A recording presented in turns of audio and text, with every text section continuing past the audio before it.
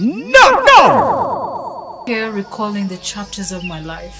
Omukyala agamba siryerabira nkyajjukira chapters enkyamu ezaatuuka mu bulamu bwange. Into a tapestry of pain and ogwali omukwano gwavaamu maziga na biwoobe. Of the crime and in accordance with section 188 of the Penal Code Act, this court sentences Fancy Nakazibwe to 25 years imprisonment. Eno firimu nga yeesigamye ku story eyaliyo. Fancy Nakazibwe baamusalira emyaka 25 mu kabulamuliro.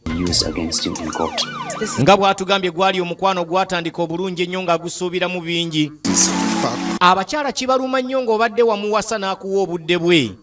Naye ate bwe kituuka okucakala n'okyakaza balala. spiraling into a mental abuse. Kale waka n'otandika okumutulugunya. Disorder taking hold of my mind. N'omulaba ng'ekisiimuula.